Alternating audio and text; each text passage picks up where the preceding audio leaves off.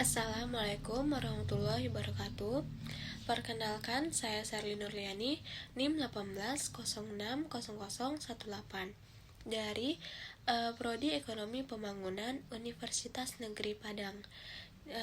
Tujuan saya untuk membuat video ini adalah untuk melengkapi tugas mingguan dari mata kuliah Ekonomi Pembangunan 2 dengan dosen pembimbing Bapak Dr. Alphonse Satrianto, SEME.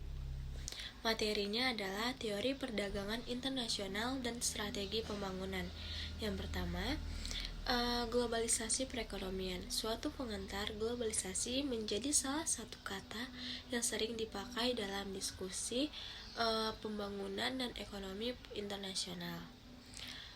Seperti yang diidentifikasikan dari kata itu sendiri, bahwa globalisasi merupakan persatuan yang membuat perekonomian di berbagai negara menjadi semakin menyatu, mengarah ke perekonomian global. World Trade Organization atau WTO merupakan pengawas dan penegak kesepakatan perdagangan internasional yang berbasis sejak tahun 1955, yang menggantikan General Agreement of Tariff and Trade. Bagi sebagian orang, istilah globalisasi menyiratkan peluang bisnis yang menarik, pertumbuhan yang pengetahuan dan inovasi yang lebih cepat, dan transfer pengetahuan ke negara berkembang yang mendorong pertumbuhan yang lebih cepat, atau prospek sebuah dunia yang terlalu bergantung pada satu sama lain sehingga enggan untuk saling berperang. Namun sejumlah orang menurutnya globalisasi ini menimbulkan keprihatinan yang serius, bahwa ketimpangan dapat bertambah baik antar negara maupun dalam negara, bahwa degradasi lingkungan akan semakin cepat, dan bahkan sejumlah penduduk dan wilayah akan semakin tertinggal jauh. Yang kedua, perdagangan internasional. Ada beberapa isu penting, 5 pertanyaan dalam mengenai perdagangan dan pembangunan. Yang pertama, bagaimana cara perdagangan internasional mempengaruhi tingkat, struktur, dan karakter pertumbuhan ekonomi. Yang kedua, bagaimana cara perdagangan merubah distribusi pendapatan dan kekayaan dalam suatu negara dan di antara beberapa negara lain. Yang ketiga, dalam kondisi apa perdagangan dapat membantu negara mencapai tujuan pembangunannya. Yang keempat, dapatkah negara berkembang secara mandiri menentukan seberapa banyak perdagangan yang dilakukannya atau produk atau jasa apa yang dijualnya. Yang kelima, mengingat adanya pengalaman masa lalu, apakah sebaiknya negara berkembang menerapkan kebijakan yang berorientasi keluar, ke dalam, atau paduan keduanya, misalnya dalam bentuk kerjasama ekonomi regional dan kebijakan yang strategis. Jelas saja, jawaban dari semua pertanyaan tersebut tidak akan seragam dalam berbagai perekonomian Indonesia di negara. Bagi perdagangan internasional, setiap negara memiliki anugerah sumber daya, referensi, dan teknologi skala ekonomi, lembaga sosial ekonomi, serta kapasitas ekonomi dan pertumbuhan yang berbeda. Tentu saja hal tersebut juga berlaku bagi negara-negara berkembang. Yang kedua, arti penting ekspor perdagangan berkembang. Negara-negara berkembang biasanya lebih bergantung kepada perdagangan dari negara-negara maju. Namun, sebagai satu kelompok pendapatan nasional, negara-negara dunia ketiga ternyata lebih bergantung pada perdagangan internasional dilihat dari mangsanya dalam pendapatan nasional mereka ketimbang negara-negara maju. Yang ketiga, elastisitas permintaan dan instabilitas pendapatan ekspor. Elastisitas pendapatan terhadap permintaan untuk produk primer relatif rendah. Persentase kenaikan permintaan terhadap produk pertanian primer oleh para importir akan naik dalam jumlah yang kecil dibanding dengan GNI mereka. Namun, Untuk bahan bakar dan bahan baku tertentu, elastisitas pendapatannya relatif tinggi.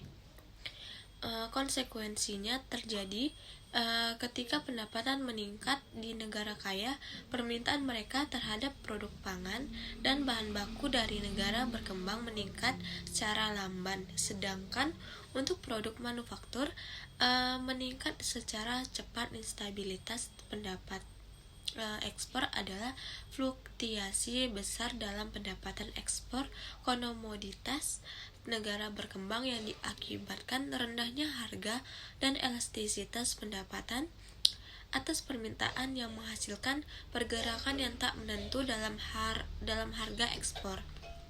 Yang keempat, nilai tukar perdagangan dan hipotesis Prebisch-Singer. Nilai tukar perdagangan komoditas adalah rasio harga rata-rata ekspor suatu negara terhadap harga rata-rata impornya. Hipotesis Prebisch-Singer merupakan argumen yang menyatakan bahwa nilai tukar perdagangan komoditas bagi ekspor produk primer negara berkembang cenderung menurun dari waktu ke waktu. Selanjutnya, materi yang ketiga, teori tradisional tentang perdagangan internasional. Pertama, keunggulan komparatif. Pada umumnya, manusia melakukan perdagangan untuk mendapatkan keuntungan. Setiap orang memiliki kemampuan memproduksi barang berbeda-beda dan mungkin juga ingin mengkonsumsi barang orang lain. Karena tidak mungkin seseorang memenuhi kebutuhannya sendiri, maka mereka terlibat dalam kegiatan yang paling sesuai atau mana yang mereka memiliki sehingga mereka mendapatkan keunggulan komparatif tersebut. Yang kedua, anugerah faktor relatif dan spesialisasi internasional. Model neoklasik.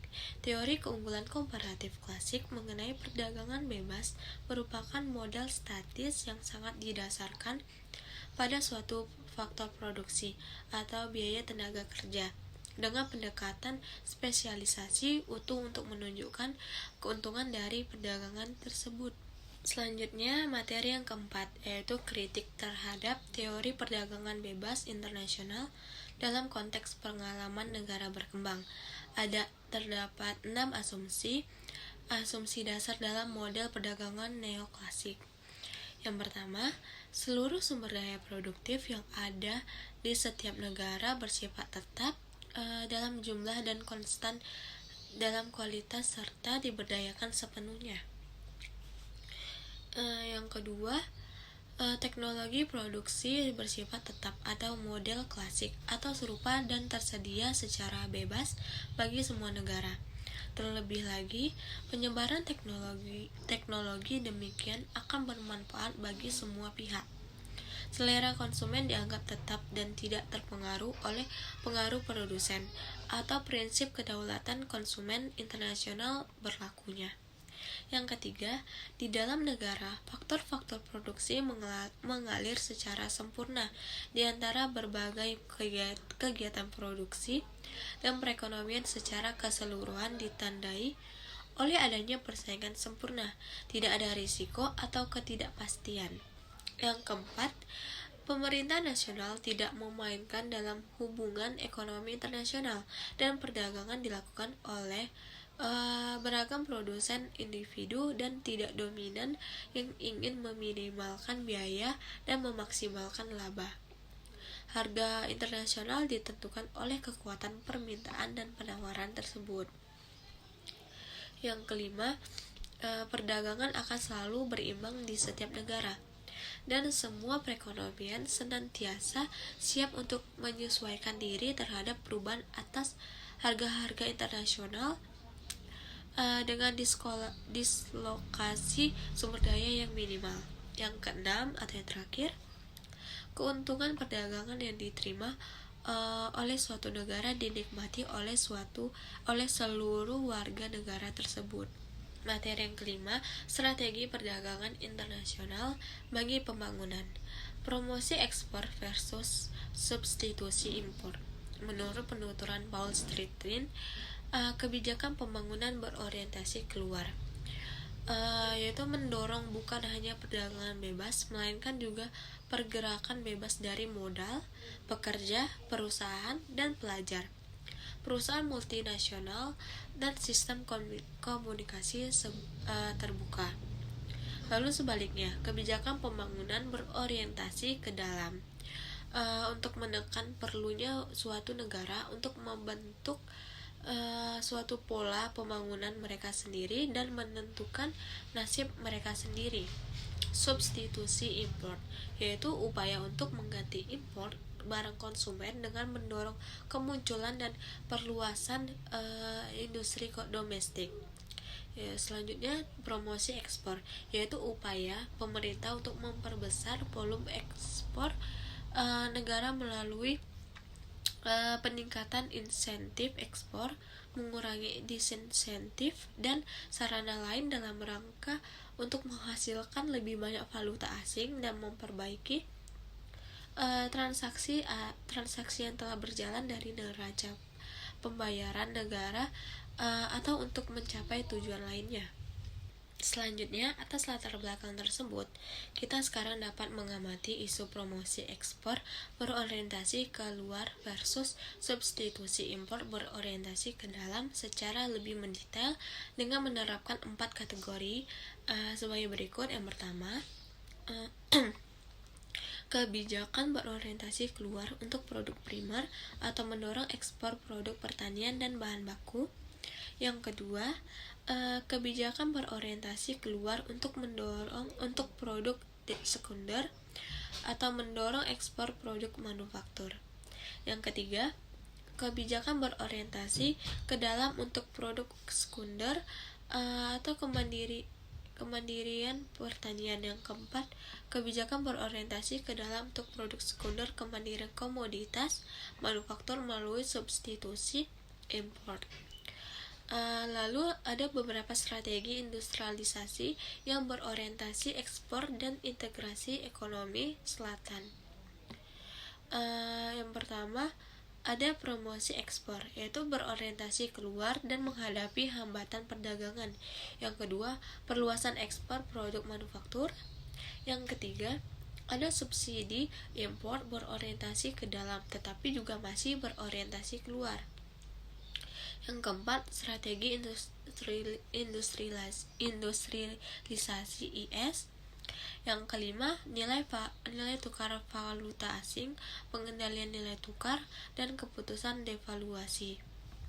Yang terakhir ada optimis dan pesimis perdagangan. Kritik terhadap teori perdagangan bebas internasional dalam konteks pengalaman negara berkembang. Terdapat 6 asumsi dasar dalam model perdagangan neoklasik. Yang pertama, seluruh sumber daya produktif yang ada di setiap negara bersifat tetap dalam jumlah dan konstan dalam kualitas serta diberdayakan sepenuhnya. Yang kedua, teknologi produksi bersifat tetap atau model klasik atau serupa dan tersedia secara bebas bagi semua negara.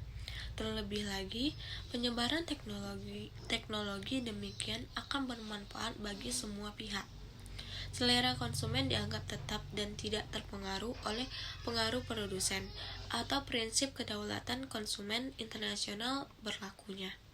Yang ketiga, di dalam negara, faktor-faktor produksi mengalir secara sempurna di antara berbagai kegiatan produksi dan perekonomian secara keseluruhan ditandai oleh adanya persaingan sempurna, tidak ada risiko atau ketidakpastian. Yang keempat, pemerintah nasional tidak memainkan dalam hubungan ekonomi internasional dan perdagangan dilakukan oleh beragam produsen individu dan tidak dominan yang ingin meminimalkan biaya dan memaksimalkan laba. Harga internasional ditentukan oleh kekuatan permintaan dan penawaran tersebut. Yang kelima, perdagangan akan selalu berimbang di setiap negara. Selanjutnya, materi yang keenam, pendekatan strategi industrialisasi terhadap kebijakan ekspor. Sejak pertengahan tahun 1980-an, arena pemikiran terpenting lainnya telah muncul terkait dengan hubungan antara perdagangan dan pembangunan. Pendekatan strategi industrialisasi atau industrialization strategi approach merupakan pandangan yang berorientasi keluar dan optimis yang mengenai pembangunan yang didorong oleh ekspor, tetapi masih memandang penting peran aktif pemerintah dalam memengaruhi jenis dan prioritas ekspor ketika suatu negara ingin memproduksi lebih banyak produk canggih sehingga memberikan penilaian nambah.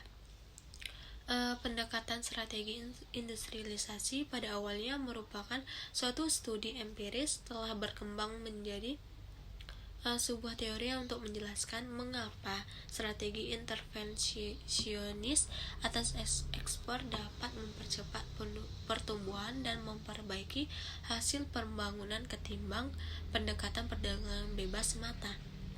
Teori yang dikembangkan dalam pendekatan ini berfokus pada pengidentifikasian dan penanggulan dalam kegagalan pasar yang ditemui dalam proses industrialisasi. Selanjutnya, materi yang ketujuh yaitu perdagangan selatan dan integrasi ekonomi. Salah satu variasi dari hipotesis perdagangan selatan-selatan adalah bahwa negara-negara berkembang sebaiknya melakukan lebih dari sekedar perdagangan yang lebih besar satu sama lain dan beralih pada integrasi dan ekonomi atau ekonomi integration. Integrasi ekonomi terjadi ketika sejumlah negara dan wilayah yang sama bergabung untuk membentuk suatu ekonomi, yaitu uni ekonomi atau economic union, atau blok perdagangan regional, dengan menciptakan hambatan tarif terhadap produk-produk dari negara sembari membebaskan perdagangan antar anggota. Dalam terminologi integrasi ekonomi, negara-negara yang mengenakan tarif eksternal bersama sembari membebaskan perdagangan internalnya dikatakan telah membentuk suatu wilayah pabean tunggal atau custom union. Apabila tarif eksternal terhadap negara-negara luar berbeda antar negara anggota, sementara perdagangan internasional tidak dikenai tarif apapun, negara ini dikatakan telah membentuk kawasan perdagangan bebas. Terakhir, suatu pasar bersama memiliki seluruh sifat dari pabean tunggal tarif, yaitu tarif eksternal yang sama dan perdagangan internal bebas tarif, ditambah dengan pergerakan bebas tenaga kerja dan modal di antara negara-negara mitra perdagangan. Selanjutnya, materi yang terakhir yaitu materi ke-8, kebijakan perdagangan negara-negara maju. Perlunya reformasi dan sintesi terhadap tekanan proteksionis baru, kebijakan ekonomi dan perdagangan negara-negara maju merupakan yang terpenting dari sudut pandang pendapatan valuta asing negara berkembang di masa depan dan 3 bidang utama: hambatan tarif dan non-tarif terhadap ekspor mereka, bantuan penyesuaian bagi pekerja yang mengalami pemutusan kerja di industri negara maju yang terkena imbas dari akses ekspor yang lebih bebas dari negara-negara berkembang yang padat karya dan berbiaya rendah. Dan yang ketiga, dampak umum kebijakan ekonomi domestik negara maju terhadap perekonomian negara berkembang, hambatan tarif dan non-tarif proteksionis baru, antara lain bea cukai, kuota, batasan ekspor seperti sukarela, peraturan sanitasi yang dibuat yang dikenakan oleh negara-negara kaya pada komoditas ekspor negara-negara miskin telah menjadi penghalang utama bagi ekspansi kapasitas penerimaan ekspor negara-negara miskin atau negara berkembang. Kesepakatan putaran Uruguay pada tahun 1995 cara drastis menurunkan hambatan tarif dan non-tarif di berbagai sektor. Kesepakatan ini juga menghasilkan WTO yang disepakati di Jenewa untuk menggantikan GATT yang sudah berusia 47 tahun. 3 ketentuan utama dari sudut pandang negara berkembang adalah sebagai berikut. Yang pertama, negara maju memangkas tarif pada produk manufaktur rata-rata sebesar 40% dalam 5 kali pengurangan yang sama per tahunnya. Negara berkembang pada gilirannya sepakat untuk tidak menaikkan tarif karena terikat pada reformasi perdagangan yang baru. Terlepas dari pengurangan ini, negara berkembang masih menghadapi tarif yang 10% lebih tinggi ketimbang rata-rata dunia, sementara negara miskin menghadapi tarif yang 30% lebih tinggi. Yang kedua, perdagangan dalam produk pertanian berada di bawah otoritas WTO dan secara bertahap diliberalisasi. Meskipun kemajuan dicapai pada awalnya, subsidi pertanian perlahan-lahan kembali menjadi ke angka tertinggi. Yang ketiga, untuk tekstil dan pakaian jadi, kuota MFA yang sejak lama merugikan negara berkembang diakhiri pada tahun 2005 dengan pengurangan paling besar berlangsung pada penghujung periode kesepakatan tersebut. Tetapi tarif atas tekstil impor baru dikurangi hingga rata-rata sebesar 12%, 3 kali lipat dari tingkat rata-rata tarif pada barang impor lainnya. Sekian materi yang dapat saya sampaikan. Ada 8 materi. Bila ada salah kata, saya mohon maaf. Assalamualaikum warahmatullahi wabarakatuh.